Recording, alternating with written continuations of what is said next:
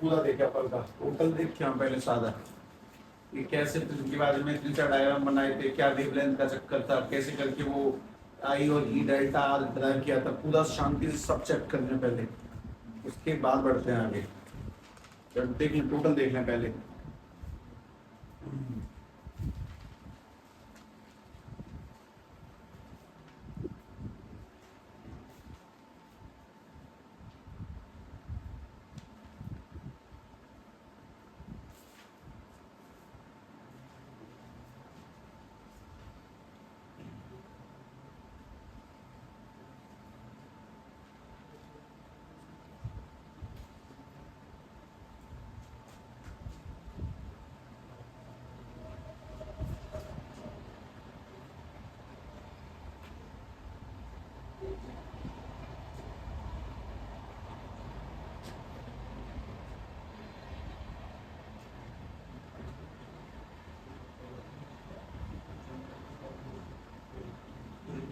वो डेरिवेशन देखो आई डेल्टा वाली R1 R2 180 जो भी लिखा है ना वो चेक करना पहले।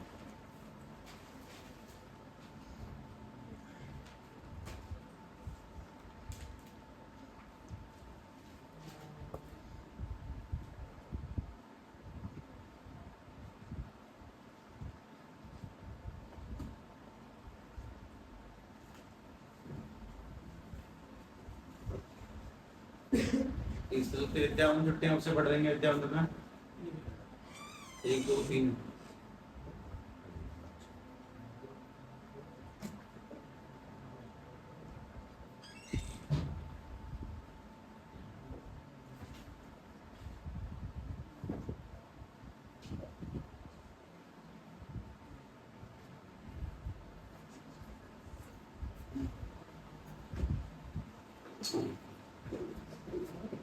मिनिमम डेविएशन एंगल का कुछ पढ़ा जाता है ना, minimum deviation angle of prism,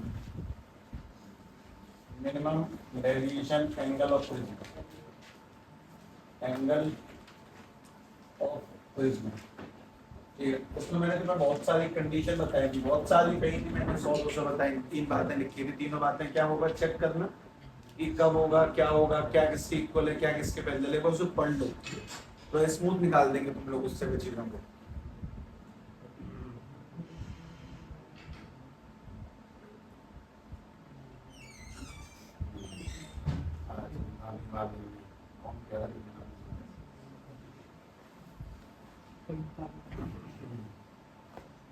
क्या हुआ धन्यवाद, कैसे खराब है?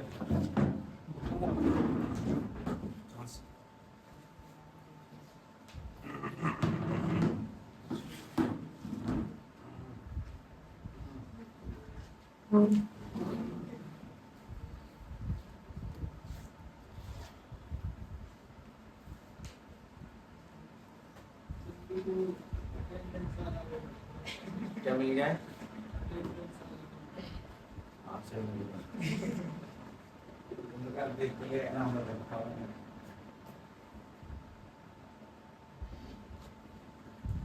इनके सामने नहीं दूंगा। ठीक है आगे चलो। सभी लोगों ने माइक्रोस्कोप चलाया है क्या? बायो वालों चलाया माइक्रोस्कोप, उसमें कुछ सामान देखा है अंदर, उसके अंदर रख के क्या देखा है? स्लाइड काय की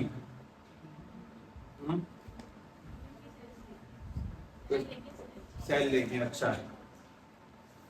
हमने माइक्रोस्कोप चलाया, उसमें कुछ बाद में समझ में आए, बाद में लेंस होते हैं 10x 20x 50x, दो होते हैं, एक ऊपर एक नीचे। हमने उसमें अलग अलग चीजों को पुट कर करके चेक करा कैसे दिखेगी माइक्रोस्कोप के अंदर। सुई डाली उसमें, पेन की नुक ऐसे करके, ये खाल छील ली यहाँ से हल्की सी, उसको रखा, छोटी चीजें डाल डाल के देखी हैवी वाले माइक्रोस्कोप में, उसमें नहीं, वो स्कूल वाला नहीं, तगड़ा वाला था वो, बड़ा अच्छा लगा देख के, सेटिस्फेक्शन मिल रहा था। तो मैं उसमें काम किया पड़ा हूँ आज उसी माइक्रोस्कोप में। तो जब तब जाके अपना एक सिस्टम स्टार्ट होगा, दैट इज ऑप्टिकल इंस्ट्रूमेंट, खतरनाक चीजों में से। तुम्हें ये भी समझ में आएगा कि माइक्रोस्कोप के काम करने के पीछे का प्रिंसिपल क्या है। और एक बहुत अच्छी बात जानने को मिलेगी कि तुम देख लेना जब पढ़ो तभी। क्या सुने, हम लोगों ने कल दो बातें लिखी हैं, उसमें सबसे पहली कंडीशन ये लिखी थी कि लाइन पैरेलल होती है उस छोड़े, एक लिखा था एंगल आई किसके इक्वल हो जाएगा एंगल ई के, और दूसरा लिखा था R1 किसके इक्वल हो जाएगा R2 को, उसको अपन लोग क्या बोल सकते हैं, आर ही कह सकते हैं। मिनिमम डेविएशन कौन सा एंगल है, at the angle eight which the angle eight which the angle eight which refracted light rays refracted light ray refracted LIGHT light ray become parallel to the base become parallel to the base of become parallel to the base of prism। ऐसी ऐसा angle जिस पर जाने में light रे नीचे वाले के पैरेलल हो जाती है उसको अपन लोग बोलते हैं एंगल ऑफ डेविएशन, मिनिमम वाला। सबसे कम जिस पे लाइट डेविएट होती है, सबसे कम भटकाने की क्षमता को मिनिमम डेविएशन कहते हैं। किसी प्रिज्म की आखिरी capacity of bending of light, ऐसा कुछ। इसमें बहुत अच्छा फॉर्मूला जो डिराइव करना है उसे ध्यान से देखें, ठीक है। मैं जो तुम्हें करवाने वाला हूँ वो सुनो। मैं तुम्हें मिनिमम डेविएशन एंगल का फॉर्मूला बताऊंगा। मिनिमम डेविएशन एंगल का फॉर्मूला स्टार्ट करते हैं अपन लोग यहाँ से, ठीक है, ध्यान से देखना। मिनिमम डेविएशन एंगल का फॉर्मूला सुने, ठीक है। और उसमें भी मोस्ट इंपोर्टेंट बात, पहले मुझे कल वाले कुछ रिलेशन बताओ। कुछ लिखा था आई प्लस ए इक्वल टू में, क्या लिखा था, आई प्लस ए नहीं था, आई प्लस ई था। आई प्लस ए इक्वल टू में डेल्टा प्लस ए, दो भाग वालों का प्लस, दो अंदर वालों के प्लस के बराबर, यानी कि डेल्टा प्लस ए। एक बात तो ये, और एक और लिखा है, चेक करें, R1 प्लस R2 पर भी कुछ लिखा है। R1 plus R2 equal to में कुछ होगा, एंगल ए है, ठीक है। R1 plus R2 equal to में एंगल ए। अब सभी को इसमें छोटे मोटे चेंज लगाने, एक लाइन दो लाइन। लाइन नंबर तीसरी, मिनिमम डेविएशन के टाइम पे I और E कैसे हो जाते हैं, इक्वल। तो मैं I प्लस ई को I प्लस आई लिख रहा हूँ क्योंकि वो इक्वल है, दोनों को सेम लिख देंगे तो कोई बुराई नहीं है। I plus I equal delta plus A. मैंने I प्लस आई को जोड़ा तो बन जाएगा 2i इक्वल टू, डेल्टा को डेल्टा नहीं कहते इस टाइम पर, क्या बोलते हैं, डेल्टा को डेल्टा नहीं बोलते, कुछ और बोलते हैं इसको, डीएम, यानी कि डीएम प्लस ए। डेविएशन के टाइम पे उसको डीएम बोलेंगे, ठीक है। अभी एक मिनट और, हम लोग अगर इस 2 को नीचे भेजे तो एंगल आई की वैल्यू आ जाएगी डीएम प्लस ए अपॉन में 2। ये एंगल इंसिडेंट निकाल लिया अपन लोगों ने मिनिमम के टाइम पे, तो बहुत बड़ी चीज नहीं है। मतलब मैंने आई प्लस सी की जगह आई प्लस आई लिखा, 2 को नीचे भेजा तो एंगल आई की वैल्यू निकल के आती है। उसके बाद में अगली काम की चीज, एक रिलेशन और लिखा हमारे पास में, R1 plus R2 equal to में ए। मुझे पता है कि डेविएशन के टाइम पे R1 R2 भी इक्वल हो जाते हैं, तो उनको मैंने एक सिंगल लेटर्स दिखा दिया, तो उसी का इस्तेमाल कर रहा हूँ। R plus R equal to में ए, यानी कि 2R इक्वल टू में ए, और एंगल R की वैल्यू निकल के आ जाएगी ए अपॉन में 2। देखिए ध्यान से, हम लोगों ने इंसिडेंट एंगल निकाल दिया और रिफ्लेक्टेड एंगल भी निकाल दिया। अब मैं इस्तेमाल करूंगा एक चीज का, इसका नाम है बाय स्नेल्स लॉ। और स्नेल्स लॉ के अकॉर्डिंग सभी को इतना अंदाजा लग गया होगा कि स्नेल्स लॉ क्या है, साइन आई अपॉन में साइन आर इक्वल टू में कितना, n to 1, राइट, 1 से 2 मीडियम में जा रही है। आई की जगह आई की वैल्यू डालेंगे, आर की जगह आर की वैल्यू डालेंगे और एंगल की वैल्यू फाइंड कर लेंगे। अच्छा, एक छोटी सी बात जो सभी को पहले से अंदाजा लग चुका होगा वो ये कि साइन का कोई रोल नहीं है। आई की जगह सीधे वैल्यू पुट करनी है, साइन का कोई रोल नहीं है इस जगह पर। तो आई की जगह सीधे वैल्यू पुट करें, dm प्लस ए अपॉन में 2, और आर की जगह पर ए अपॉन में 2 और इक्वल टू में n two 1। Sine i upon में साइन आर, और छोटा एंगल होने पे सीधे एंगल पुट किया जाता है और किसी का कोई सवाल नहीं करना होता।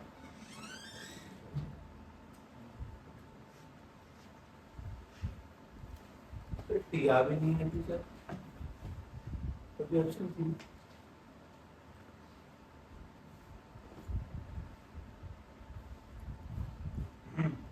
ऐसी कंडीशनों में साइन टेन ज्यादा होशियार नहीं बनेंगे, सीधे वैल्यू पुट करें आई और आर डायरेक्टली।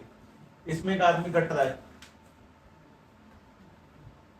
क्या कटेगा, 2 से 2 काटेंगे, 2 से 2 काट दिया मैंने, तो अपने पास में उससे अगली रेखा dm अपॉन में a और उसके नीचे ए अपॉन में, मैंने सेपरेट किया डोमिनेटर। किसी को कोई दिक्कत तो नहीं है डोमिनेटर सेपरेट होने से? कुछ और भी अप्लाई कर सकते, ये थोड़ी अब मेरा मन था सब क्रॉस मल्टीप्लाई करने का, भैया तू क्रॉस मल्टीप्लाई कर ले, बात सही है, गणित है, ये सब जगह सही आता है। अच्छा इसमें किस कट रही है दोबारा से, ए से ए काटा, ए से कटने के बाद में बनेगा डीएम अपॉन में ए प्लस 1 इक्वल टू में एन टू 1। हम जब इसको वहां भेजेंगे तो डीएम इक्वल टू में एन टू 1 माइनस के 1, और जब ए को भेजेंगे मल्टीप्लाई में तो डेविएशन एंगल का फॉर्मूला निकल के आ जाएगा एन टू 1 माइनस के मल्टीप्लाई में ए।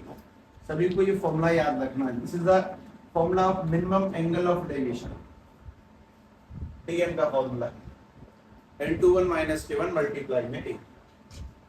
डेरिवेशन ध्यान से देखें तो कुछ खास लगेगी नहीं, वैसे आई और आर में वैल्यूज को पुट करके जस्ट ट्रांसपोज किया और बस बात खत्म हो गई, एंड नथिंग एल्स। फॉर्मूला याद रहना चाहिए, वैसे बाकी भी रहना चाहिए, और क्यों रहना चाहिए मैं बताता हूँ तुम्हें। इसका बहुत सिंपल सा एग्जांपल लिखता हूँ, ठीक है, बहुत सिंपल सा क्वेश्चन है, बहुत ज्यादा आसान सा, कि if the refractive index of, if the refractive index of glass of prism, मतलब प्रिज्म के कांच का जो refractive index है is 1.8 whose angle is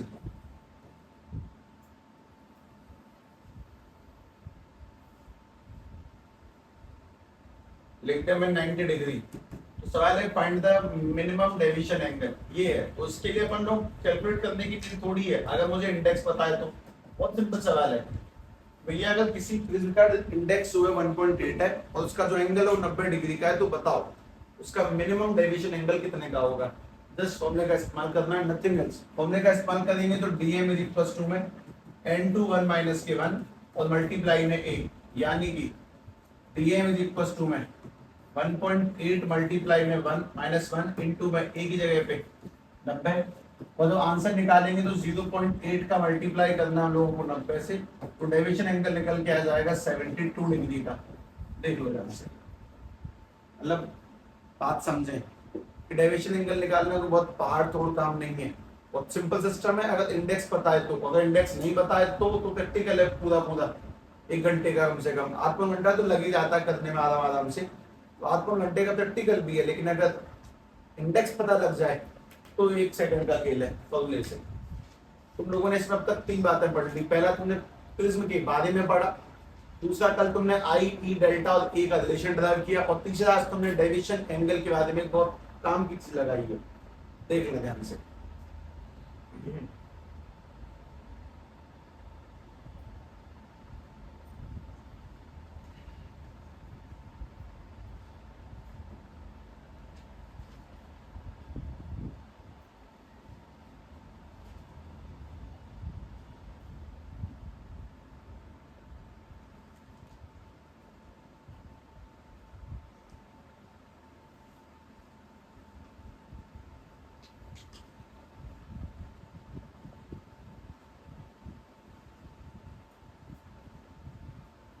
तुम सभी ने दूरबीन इस्तेमाल करी, कभी दूरबीन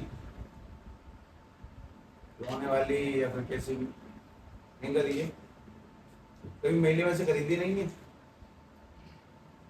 अच्छा, इनमें साइंस भी क्या बनता है, क्यों खरीदेंगे हम दूरबीन यार, हमको डिटेक्टिव थोड़ी है, हमें क्या मतलब। लॉजिकल सेंस क्या है उसको खरीदने का। सब मैं दूरबीन लेके चलता हूँ, कुछ जानता हूँ लोगों की, ऑब्वियसली मैं बढ़िया वाली की बात कर रहा हूँ, वो नहीं जो बाजार से उन्होंने ऐसे रखे बच्चे लाते, पगड़ी वाली बहुत चीज होती है। ठीक है, देख दैट इज टेलीस्कोप। अब जरा चैप्टर की मैप में जाएं और मुझे अगला पॉइंट बताएं क्या लिखा है प्रिज्म के बाद में। मैं एहसास हो जाएगा शायद, यानी तो अंतिम से पे पहुंच गए, लेकिन अभी नहीं। सवालों का जब तक मेला नहीं होगा तब तक चैप्टर खत्म नहीं होगा। और शायद आखिरी पॉइंट ऑप्टिकल इंस्ट्रूमेंट।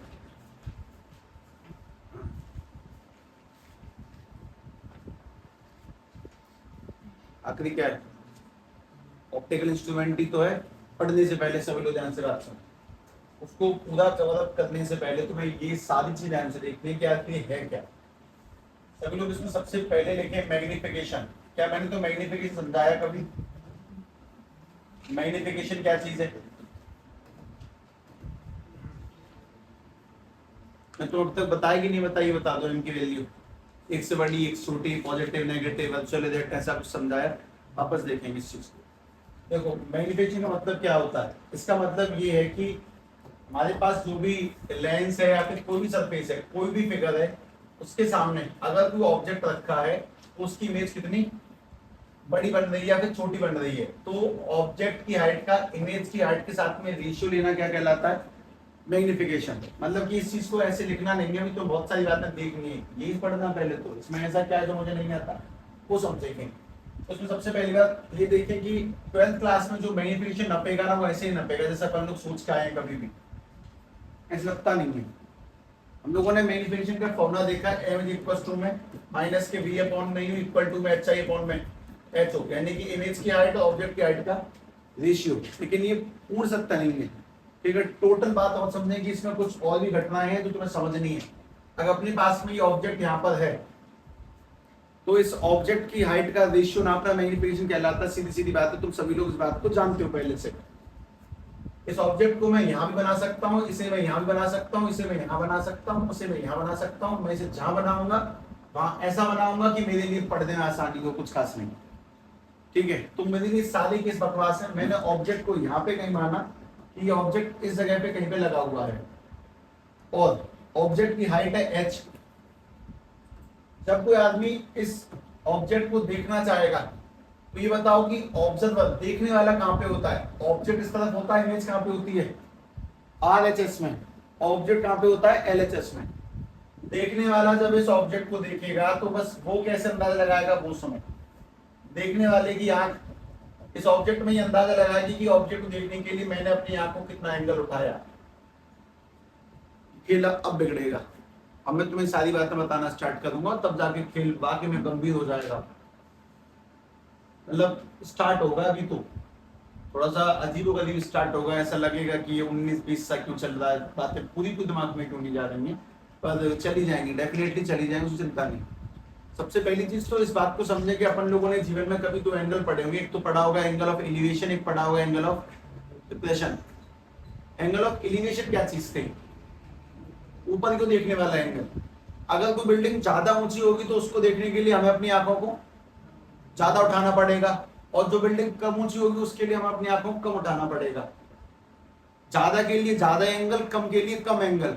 तो अगर हम चीजों के साइज को नापना चाहते हैं तो एक तो होता है उसकी हाइट नापने वाला तरीका, और एक और होता है उसका एंगल भी नाप सकते हो। किसी भी चीज का अगर तो मैग्निफिकेशन पता लगाना है तो एक तो तुम उसकी क्या नाप सकते हो? हाइट। और एक क्या नाप सकते हो? उसका एंगल। एंगल नापने से भी उसकी मैग्निफिकेशन निकल के आती है किसी भी चीज की। और वही बात मैं तुम्हारे सामने लिखने वाला हूं, वो सुने कि ये जो मैग्निफिकेशन है इसी को अपन लोग बोलते हैं tan डेल्टा। इसी मैग्निफिकेशन को tan डेल्टा भी कह सकते हैं। कि डेल्टा डेविएशन नहीं है, डेल्टा यानी कि मैग्निफिकेशन। तो इसको tan डेल्टा की जगह पर तुम मुझसे लिखवाओ तो tan अल्फा भी लिखवा सकते हो, इसको तुम अल्फा करवा सकते हो मुझसे। और अगर किसी के मन में आ जाए कि सर मैं तो बीटा करवाना चाहता हूँ, उसको बीटा भी करवा ले, भाई ये सब कुछ मैग्निफिकेशन है। और tan बीटा किसे कहते हैं वो समझो। tan बीटा यानी कि सामने ऑब्जेक्ट की कितनी हाइट है, मतलब वही HI अपॉन में HO, इमेज की हाइट अपॉन में ऑब्जेक्ट की हाइट का रेशियो, उसी को बोलते हैं tan बीटा। मतलब सबसे मेन बात समझें, हम किसी भी ऑब्जेक्ट की हाइट अब तक HI अपॉन में HO को डिवाइड में लगाते हैं तो m निकल के आ जाता है। हम लोग उसको tan बीटा की फॉर्म में या फिर tan अल्फा की फॉर्म में भी निकाल सकते हैं। जिसका एंगल ज्यादा होगा उसका साइज ज्यादा होगा, उसको मैग्निफिकेशन कहते हैं। एक बात तो ये, और दूसरी बात यहीं से ड्राइव हुआ था एक फॉर्मूला जिसका नाम था पावर। अगर यहाँ पे ऑब्जेक्ट है और ये इसकी फोकल लेंथ है f, तो tan अल्फा कैसे निकलेगा? h अपॉन में f, और h यानी कि ऑब्जेक्ट की हाइट अगर मान ले कि 1 मीटर की है तो बन जाता है 1 अपॉन में f। मुझे कभी मन नहीं करा इसे मानने का, बकवास कहानी होती है तो बताऊंगा भी नहीं। पर तुम्हें ये ध्यान रखना है कि आज से तुम ये भी ध्यान रखो कि m की जगह पे tan अल्फा tan बीटा रख सकते हैं, जिसको h अपॉन में ho कहते हैं। मतलब तुम्हारे लिए एक नया शब्द इंट्रोड्यूस होता है, अब से कुछ नया सिखाया नहीं गया है, बस ये बताया गया कि एम को टेन अल्फा निकलवा सकते हो, टेन अल्फा टेन बीटा मान सकते हो। इसका मतलब होगा आज से कि इमेज की हाइट अपॉन में ऑब्जेक्ट की हाइट का रेशियो, सीधी सीधी कहानी है, और किसी को इस जगह पर आपत्ति नहीं होनी चाहिए। वो एम को टेन अल्फा बीटा बोलते हैं कि रेशियोज निकालने के लिए हम ये ट्राई कर सकते हैं। तो एक छोटी सी बात पहले सभी लोग इसको लिख लें एक बार ध्यान से, बाद में जो भी होगा वो मैं देख लूंगा। दूसरी बात सुने,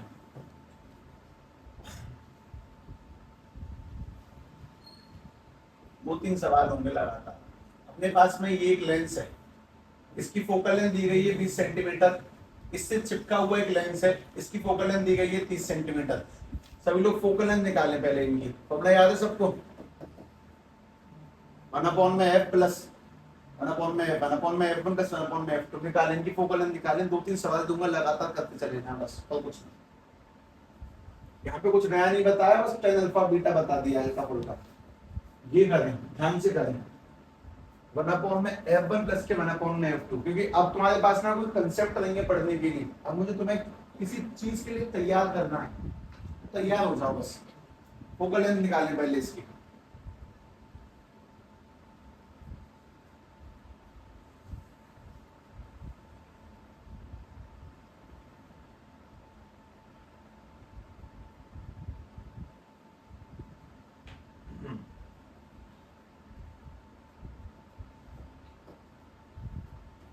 F1 प्लस के 1/f2, आंसर निकाल दो। बना कुछ? ये कुछ नया नहीं है, बस जानबूझ के 10 की फॉर्म में लिख दिया गया है। अभी तुम्हें समझ में आएगा इसका इस्तेमाल, थोड़ी देर बाद आएगा। लेकिन क्या बनी फोकल लेंथ इसकी?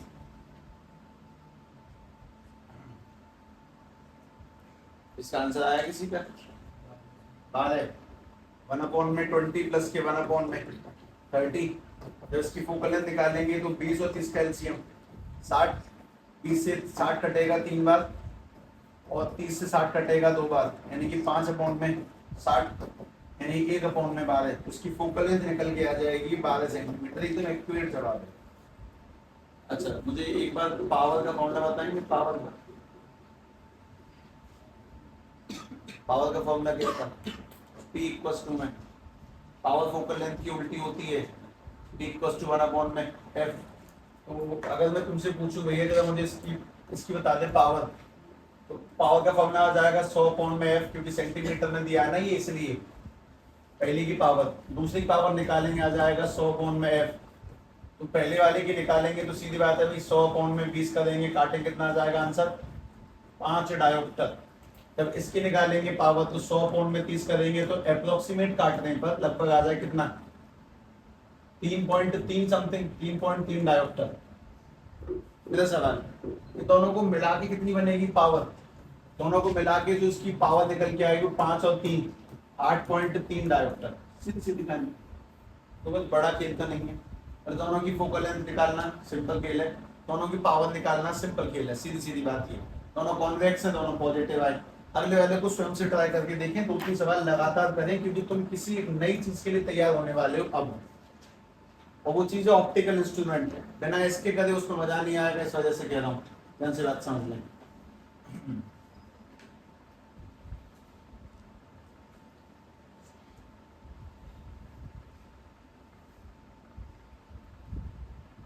ये वाला स्वयं करें एक बार। हमारे पास में ये कॉन्वेक्स लेंस है और ये कॉन्केव लेंस है। इस वाले की जो फोकल लेंथ है दैट इज 10 सेंटीमीटर, और इस वाले की जो फोकल लेंथ है दैट इज 25 सेंटीमीटर। तो पता लगाओ इनकी नेट फोकल लेंथ क्या होगी? एफ नेट पता लगाएं। एफ नेट में एफ नेट इक्वल टू पता लगाओ। पास पास रखें, डिस्टेंस पे दूंगा तो गड़बड़ है, पास पास में कोई गड़बड़ नहीं है, बना दो।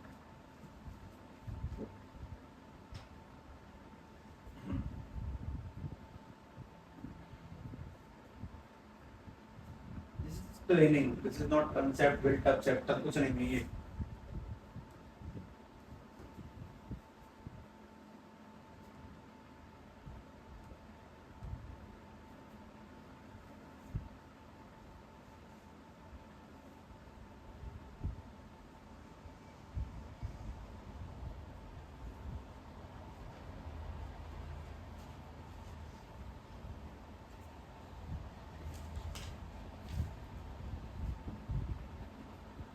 आंसर बना इस वाले का 1 में F नेट। चलिए मैं बता दें तभी लिखूंगा मैं।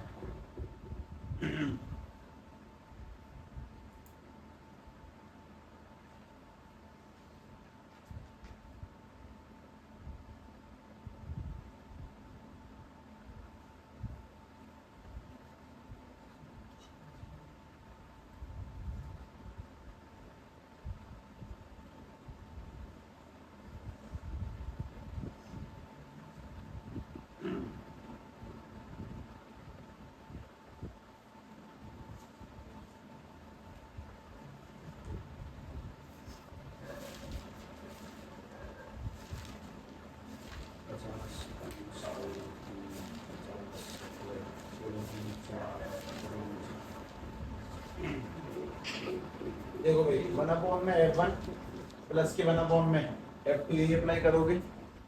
जब इसको अप्लाई करेंगे तो सीधी बात है कि 1 में F नेट इक्वल टू में कितना 1 में 10 और फिर माइनस के 1 में कितना 25। ये नेगेटिव क्यों लेना, क्योंकि कॉन्केव नेगेटिव आता है, कॉन्वेक्स पॉजिटिव। जब सॉल्व करेंगे तो 1 में F नेट इक्वल टू में 10 और 25 का एलसीएम 50, 10 से 50 काटेंगे 5 बार ही काटेंगे 2 बार, तो 1 में F नेट इक्वल टू में कितना आएगा 3 में 50। और जब उल्टा करके डिवाइड देंगे तो बन जाएगा कितना, लगभग 16.67 के आसपास सेंटीमीटर की फोकल लेंथ आ गई। फोकल लेंथ पॉजिटिव है कि नेगेटिव? आंसर प्लस में आ रहा है कि माइनस में? प्लस में आ रहा है, तो किसका प्रभाव ज्यादा है? कॉन्वेक्स का प्रभाव ज्यादा है। सीधी सीधी कहानी है।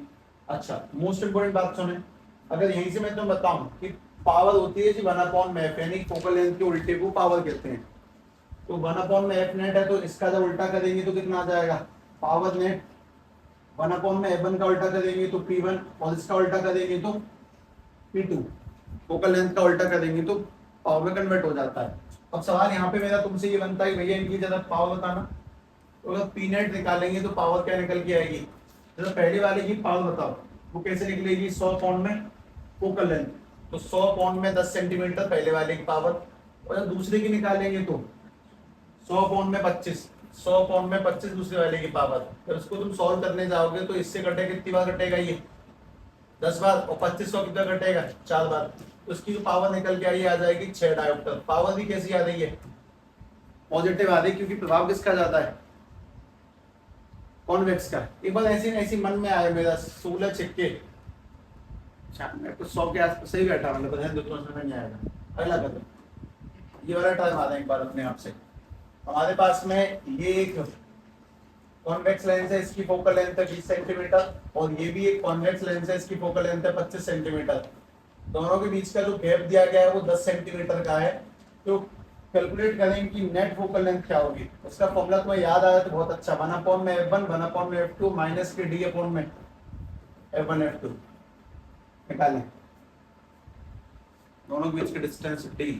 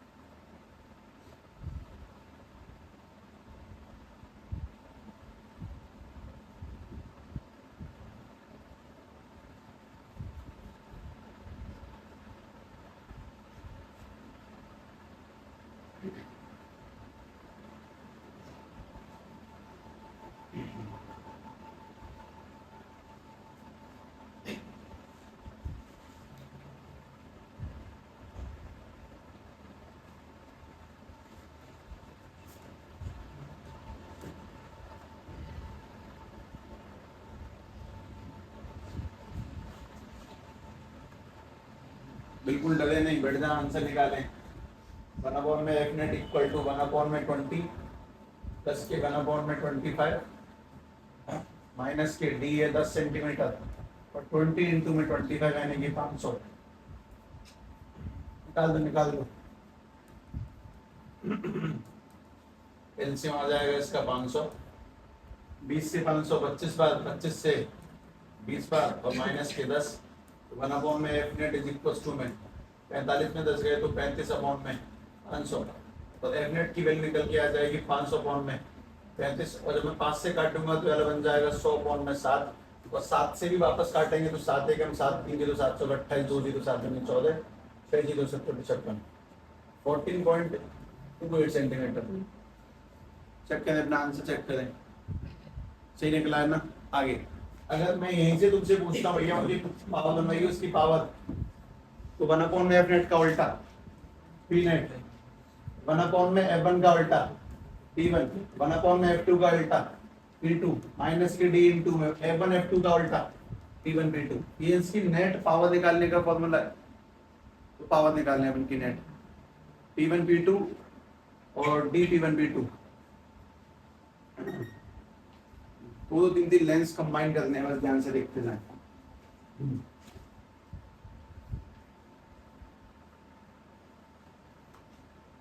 नहीं तो मैं इसमें अगला सवाल दिखाता हूँ।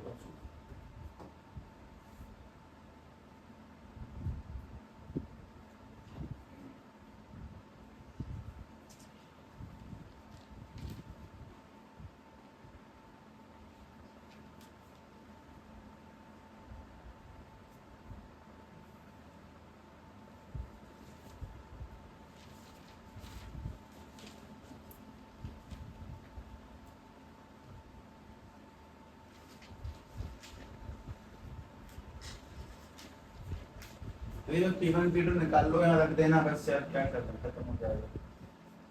P1 P2 निकाल लो, यहाँ रख देना बस।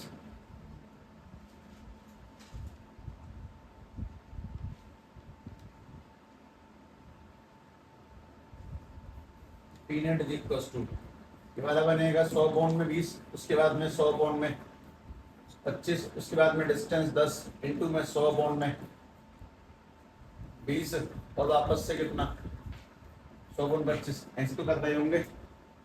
तो आंसर क्या बन जाएगा, ये वाला 5, ये वाला 4 और ये वाला कितना बनेगा 5 और 4 कितना बैठा, नहीं मैच करता ना आंसर, ये ऐसे गलत है, ऐसे नहीं निकलता, ये पावर ऐसे नहीं निकलती है। इसकी नेट फोकल लेंथ क्या निकल के आई है बताएंगे, इसकी नेट फोकल लेंथ निकल के आई है 100 बॉन्ड में 7। भाई हमें पता है कि पावर निकालने का तरीका होता है 100 बॉन्ड में एफ फोकल लेंथ का उल्टा करना, तो फोकल लेंथ क्या निकल के आई है 100 बॉन्ड में 7, नीचे वाली 100 बॉन्ड में 7, इसके नीचे 1 माना इंटीरियर और ये एक्सटीरियर, यानी कि 100 इंटू में 7 अपॉन में 100 और काट देंगे तो फोकल लेंथ आ जाएगी 7, पावर आ जाएगी 7। ऐसे मतलब नेट फोकल लेंथ से ही पावर निकलती है इन वाले केसेस में, मतलब पहले वाले तो ठीक जा रहे थे बढ़िया, इसमें ठीक नहीं जाता है, बहुत इंपॉर्टेंट थी ये बात। चलो अगला काम करेंगे, हमारे पास में वापस से ये एक लेंस है, ये एक लेंस है, इस लेंथ की जो फोकल लेंथ है वो 10 सेंटीमीटर है, इसकी जो फोकल लेंथ है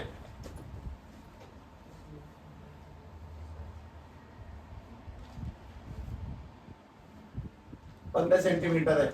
सबके लिए सबसे पहला काम इनकी नेट फोकल लेंथ बताएंगे, मुझे सीधा आंसर बताएंगे, सीधे लिखूंगा, इनकी नेट पावर निकाल के बताएंगे क्या होगी, निकालो नेट फोकल लेंथ निकालें, नेट पावर निकालें।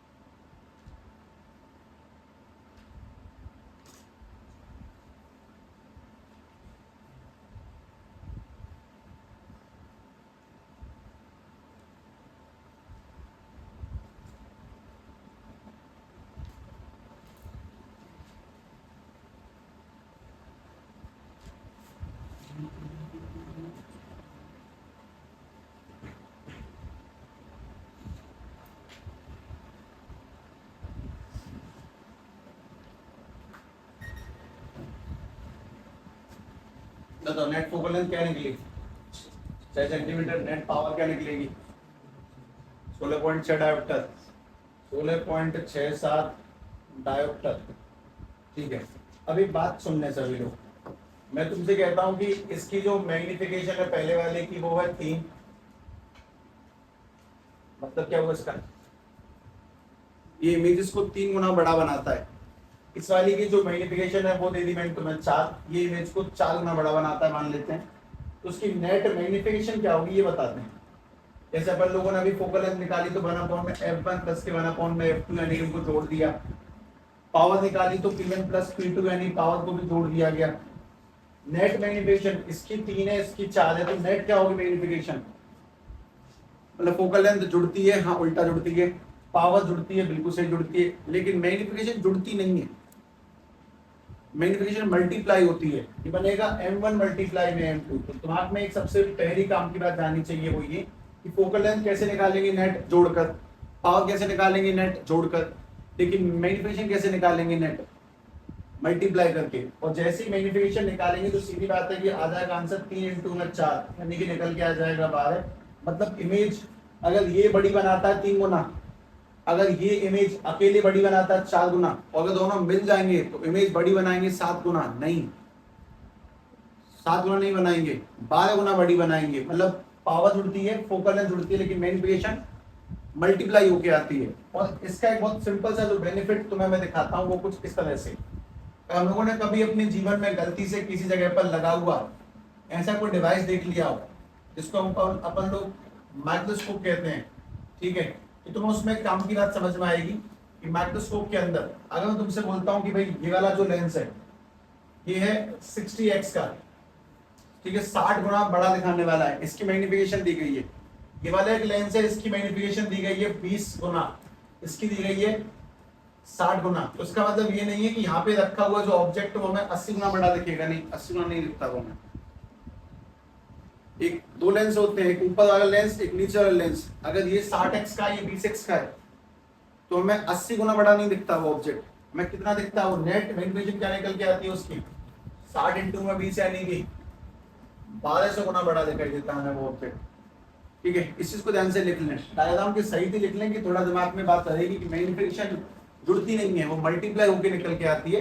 और ये बहुत इंपॉर्टेंट काम है जो तुम्हें बताया जाना चाहिए, इसके बिना तुम आगे प्रोसीड नहीं कर सकते, जब आगे पढ़ोगे तो समझ में आएगा, ठीक है। 60 और 20 से 80 गुना नहीं दिखेगा, 1200 गुना बड़ा ऑब्जेक्ट दिखाई देता है।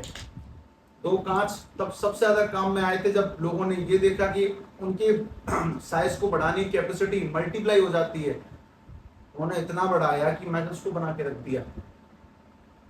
दुनिया का सबसे एडवांस माइक्रोस्कोप इलेक्ट्रॉन माइक्रोस्कोप, इस आधे कमरे के बराबर होगा, कितना बड़ा है वो।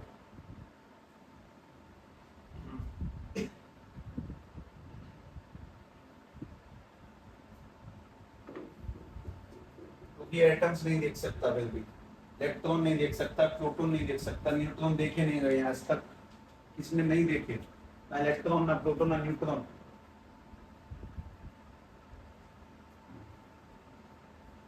ठीक है भाई, अगला पॉइंट सुनो, ये लिख दिया ना, मल्टीप्लाई होती है मैग्निफिकेशन जुड़ती नहीं है, बहुत बेसिक चीज।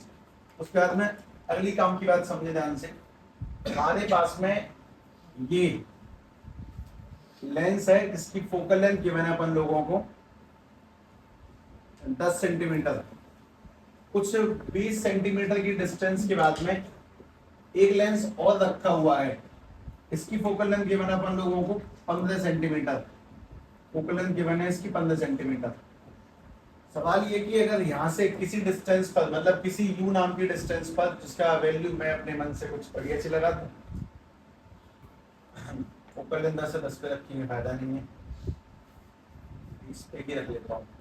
20 सेंटीमीटर की डिस्टेंस पर, यहाँ पर 20 पे भी थोड़ा प्रॉब्लम, 30 सेंटीमीटर की डिस्टेंस पर यहाँ पे एक ऑब्जेक्ट रखा हुआ है। तो सवाल है कि बताओ इसकी फाइनल इमेज कहाँ जाके बनेगी, बस ये सिंपल सवाल,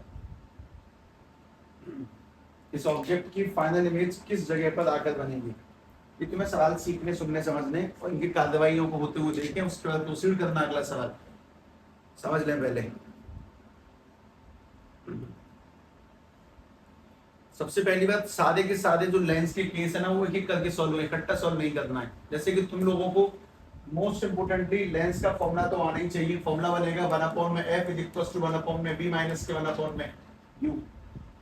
ऑब्जेक्ट कहां पे रखा हुआ है, इस पर, तो वो वाली डिस्टेंस कैसी नापी जाएगी, नेगेटिव की क्यों, उस तरफ रखा हुआ है। फोकल लेंथ 10 ली जाएगी और ऊपर से कॉन्वेक्स है। ध्यान रखें अगर कॉन्वेक्स है तो फोकल लेंथ कैसी लेनी है तुम लोगों को, पॉजिटिव, और अगर कॉन्केव होगा तो फोकल लेंथ कैसी लेनी है, negative.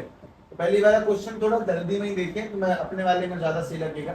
1/f is equal to 1/v minus के 1/u। Focal length 1/10 equal to 1/v minus के 1/u की जगह पर ऑब्जेक्ट कहां पे रखा है, 30 की -30, -30। अगर ऑब्जेक्ट माइनस के 30 पे रखा है तो उधर जाके सेट करेंगे तो 1/10, माइनस माइनस प्लस उधर भेजेंगे तो माइनस के 1/30 इक्वल टू 1/v।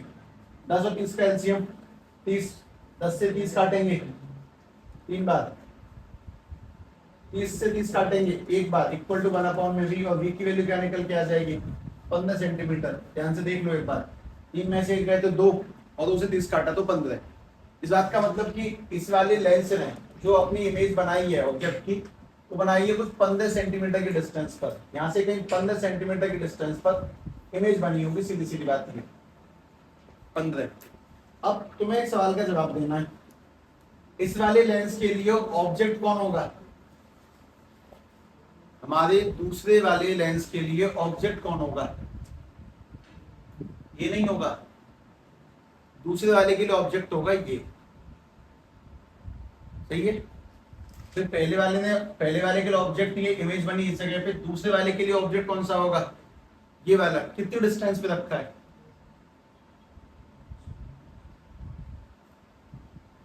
दूसरे वाले के लिए ये होगा ऑब्जेक्ट। ऑब्जेक्ट कितनी डिस्टेंस पे रखा है लेंस से, बताओ कितना, 15 नहीं है, 5 है आंसर। उसका रीजन तुम्हें समझ में आ रहा होगा, इन दोनों के बीच का गैप कितना है, 20। अगर यहां से ये 15 हो चुका है तो बची डिस्टेंस कितनी है, 5 सेंटीमीटर, मतलब ऑब्जेक्ट डिस्टेंस हो गई इस बार 5 सेंटीमीटर। फोकल लेंथ तुम्हें पता ही है, इमेज निकालते हैं। 1/, में फोकल लेंथ 15, 1/, में b माइनस के 1/, u की जगह -5। -5 लेने का रीजन हम इधर नाप रहे हैं, माइनस माइनस ऑब्वियसली प्लस होगा, उधर भेजेंगे तो 1/, में 15 माइनस के 1/, 5 इक्वल टू 1/, दोनों का एलसीएम 15, 15 से 15 एक बार और 5 से 15 3 बार, 1/, v। जब सेट करेंगे तो बन जाएगा माइनस के 2/15 इक्वल टू 1/, v, और v की वैल्यू आ जाएगी माइनस के 7.5 सेंटीमीटर। अब ये आंसर नेगेटिव आने का क्या मतलब है, जिस तरफ ऑब्जेक्ट रखा है इमेज भी उसी साइड बन रही है, तो इमेज यहाँ से माइनस के 7.5 सेंटीमीटर की डिस्टेंस पर बन रही है। और वो लास्ट वाले केस में ना सीधी बनती है, वो तुम्हारे बुद्धि में नहीं आने वाला, छोड़ो बदल दो उस बात को। तुम ये देखो फाइनल इमेज यहाँ बनेगी, माइनस में तो उस साइड बनेगी। सवाल करने का तरीका देखें पहले ध्यान से, ठीक है। पहला लेंस उसका, दूसरा लेंस, बस सिंपली खत्म करना है ऐसे कर करके आराम से, ठीक है। और मोस्ट इंपोर्टेंट ये 15 में नहीं फंसना, वो 5 माना जाएगा। आंसर नेगेटिव है तो इस तरफ माना जाएगा। अगर मैं किसी से सवाल पूछ लूं कि बताओ हमारी फाइनल इमेज पहले के कंपेयर में कहां पे रखी है, जवाब क्या निकलेगा, पहले लेंस से हमारी जो फाइनल इमेज है वो कहां रखी है, कितने डिस्टेंस पे रखी है, यहां से 7.5 है, ये बीच का गैप 20 था, वहां से 7.5 कट गया, कितना बचा 12.5। तो ये जो डिस्टेंस है पहले वाले से वो 12.5 सेंटीमीटर पर है फाइनल इमेज, और यहाँ से कितनी है 7.5 सेंटीमीटर, जबकि पहली वाली इमेज पहले वाली लेंस से कितने डिस्टेंस पर है 15 सेंटीमीटर पर। जब एक के बाद लेंस सॉल्व करना है तो एक सवाल फिर भी ठीक ठाक क्वेश्चन बैठा आपकी बात, अगला सवाल खुद से करें, देखें ध्यान से। पहले ऐसा ही कुछ है, पहले वही करें, फिर ध्यान से करें। लेकिन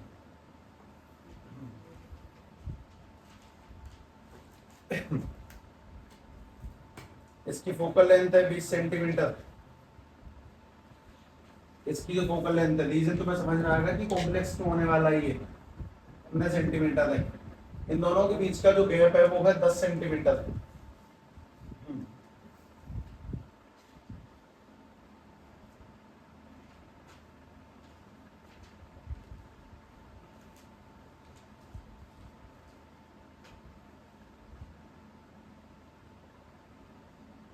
मैंने जो इसमें ऑब्जेक्ट रखा, वो ऑब्जेक्ट रखा है 20 सेंटीमीटर की डिस्टेंस पर। यहां से ऑब्जेक्ट रखा है 20 सेंटीमीटर की डिस्टेंस पर, इस जगह पर। Find the final image of the object. Find the final image of the object. Try करें अपने आप शांति से इमेज ऑफ ऑब्जेक्ट, क्योंकि तुम्हें अपने पेपरों में ऐसे क्वेश्चन तो पक्का मिलेंगे। अभी तो कॉन्वेक्स है दोनों, फिर convex concave, concave convex, mirror में लेंस, लेंस में मिरर। ट्राई करें।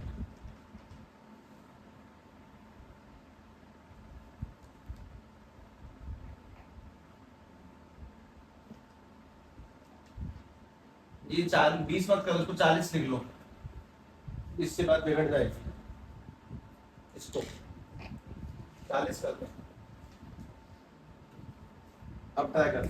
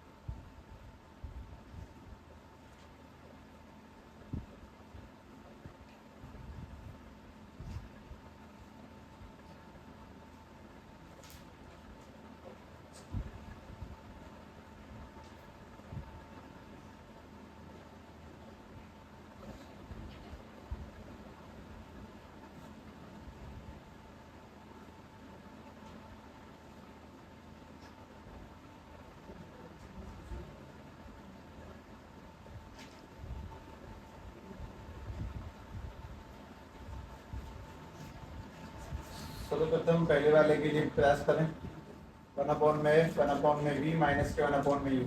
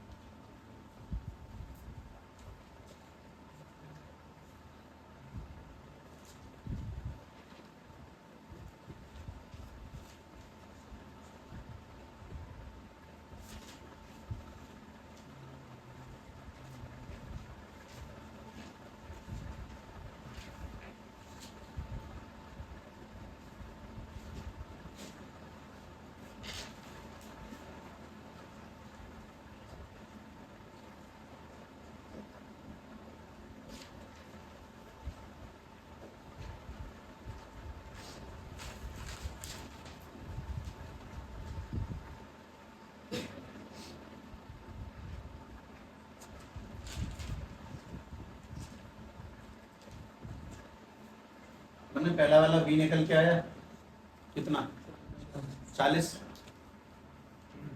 1/में f, 1/में v और प्लस 1/में 40। वहाँ भेजेंगे तो 1/में 20 माइनस के 1/में 40 और v की वैल्यू निकल के आ जाएगी 40 सेंटीमीटर। अब एक मिनट सुनो पहले, मतलब इस वाले लेंस ने इमेज कितनी डिस्टेंस में बनाई है, 40 पर। मतलब यहाँ से जो इमेज बनी है वो 40 सेंटीमीटर की डिस्टेंस पर है। तो बस तुम्हें इतना बताना है कि अगर ये इमेज बनी 40 सेंटीमीटर डिस्टेंस पर, तो दूसरे वाले लेंस से ये कितना दूर है, 30। दूसरे से ये 10 नहीं है, 20 नहीं है, इसकी दूसरे वाले लेंस से जो डिस्टेंस है वो 30 सेंटीमीटर की है। और मोस्ट इंपोर्टेंट, ये डिस्टेंस इधर नहीं है, राइट साइड में है, तो नेगेटिव नहीं लेंगे, उसको पॉजिटिव लेके आगे बढ़ाएंगे। और जैसे ही उसको पॉजिटिव लेके आगे बढ़ाएंगे कुछ इस तरह से 1/f 1/v माइनस के 1/में u। तो 1/में f की जगह पे कितना आएगा, 15। मुझे इमेज का कुछ अंदाजा नहीं है, लेकिन मुझे पता है u इस बार मुझे -40 नहीं लेना, 10 नहीं लेना, कितना लेना है, 30। वो भी माइनस में नहीं लेना। उसका रीजन साफ है, वो इस तरह बनी है तो पॉजिटिव लेंगे। माइनस के 1/30 को यहाँ भेजने पे 1/15 प्लस के 1/30 इक्वल टू 1/में v। 15 30 के एलसीएम 30, 15 से 30 काटेंगे 2 बार, 30 से काटेंगे 1 बार, इक्वल टू 1/में v। और इमेज का निकल के आ जाएगी 10 सेंटीमीटर। पॉजिटिव में आ रही कि नेगेटिव में, पॉजिटिव में। तो इमेज पॉजिटिव में बनेगी, यानी कहां पर बनेगी, प्लस है, प्लस में आया, कहां पर बनेगा, इस साइड पर बनेगी, दैट इज 10 सेंटीमीटर पर।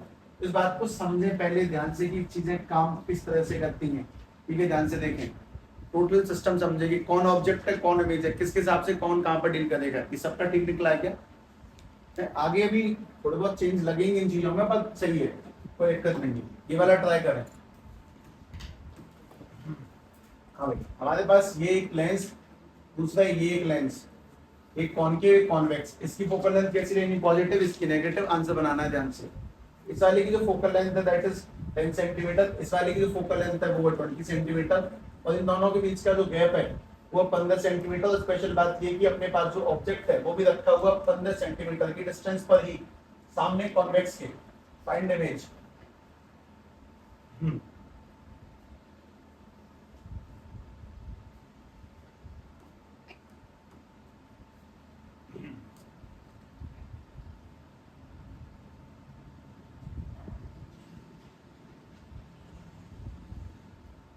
सवाल बढ़िया चीज होती है, सवाल सुस्ती काटते हैं।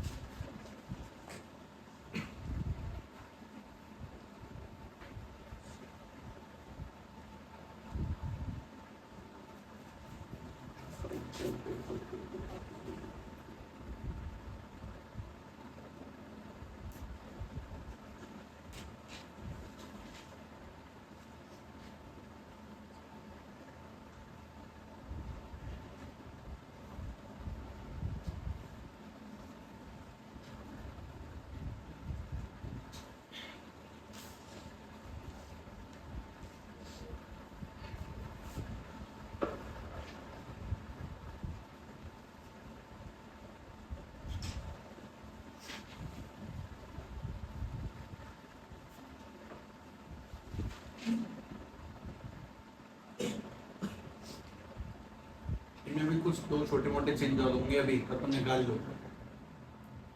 दो चेंज है। फोकल लेंथ अपन लोग हमेशा पॉजिटिव मानते हैं, हमेशा पॉजिटिव नहीं ली जाती, कॉन्वेक्स की नेगेटिव भी होती है। इसकी नेगेटिव मानते हो, कभी कभी चेंज आ जाते हैं, आते हैं कभी कभी, फिलहाल छोड़े। चक्कर में कहीं नहीं रहेंगे।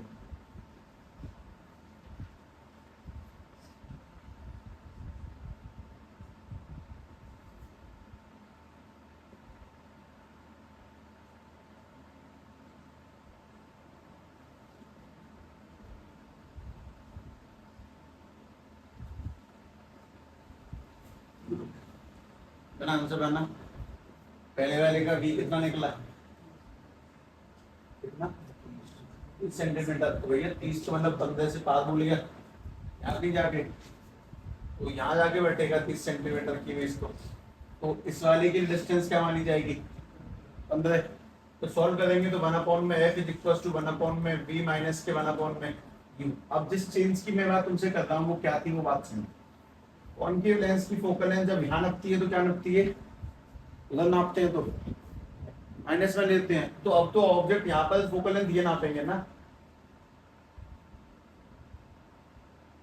ऑब्जेक्ट अगर उस साइड है उस साइड ही नाप रहे हैं तो नेगेटिव है, इस साइड है तो इस साइड नापेंगे फोकल लेंथ।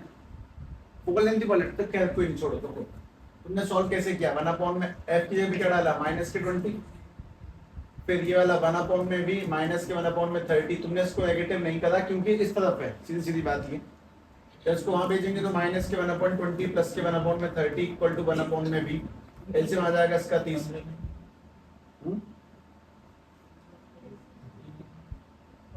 15 लेंगे, सही है, 15 आएगी। डिस्टेंस 15 है, एलसीएम आ जाएगा 60 इक्वल टू 1 में भी, ये माइनस के 30 प्लस के 4, तो 1 में 60 इक्वल टू 1 में भी, और बी की वैल्यू क्या निकल के आ जाएगी, ये निकाल लिया ना तुमने, इसमें मिस्टेक है, अगर तुम पकड़ गए हो तो बाई चांस। मैं तुमसे क्या कह रहा हूँ, जब ऑब्जेक्ट यहाँ पे रखा होता है तो ऐसे करके फोकल लेंथ नापते हैं, यहाँ से आप फोकल लेंथ क्या लेते हैं, नेगेटिव माइनस के 20, लेकिन अगर ऑब्जेक्ट इस तरफ रखा है फोकल लेंथ इस साइड नापी जाएगी तो वो -20 थोड़ी लिया जाएगा। फोकल लेंथ जैसे अगर कॉन्वेक्स है, कॉन्वेक्स की फोकल लेंथ यहाँ नापेगी तो कैसा लेते हैं उसको, पॉजिटिव, और कॉनकेव है अगर, और कॉनकेव की फोकल लेंथ को इस साइड नापेंगे तो कैसा लेंगे उसको, नेगेटिव। अगर उल्टी नापी जाए, कॉन्वेक्स की फोकल लेंथ अगर यहाँ नापी जाए तो कैसी ली जाएगी फिर, नेगेटिव, और अगर कॉनकेव की फोकल लेंथ इस साइड नापी जाए तो कैसी ली जाएगी फिर, पॉजिटिव। अगर तुम बात पकड़ी हो तो हम उधर नापते हैं तो पॉजिटिव नेगेटिव, उधर नापेंगे तो कहानी को समझने का हम कोशिश करें कि हाँ शायद कुछ तो 19-20 है, पर तुम्हें मेन बात समझ में आती, सवाल कैसे होने, मतलब यहाँ से इसकी इमेज बनाएंगे, उस डिस्टेंस को दिमाग में कैलकुलेट करेंगे कि अब कितनी डिस्टेंस बची है मेन लेंस से, और उसके बाद उसे सॉल्व करेंगे। ठीक है, ये अंदाजा लगवाना मोस्ट इंपोर्टेंट खेल है, वरना तुम काम नहीं संभाल पाते सर ऐसे। ठीक है, अपने अगले टॉपिक का नाम डालते हैं, टॉपिक का नाम ऑप्टिकल इंस्ट्रूमेंट। Optical instrument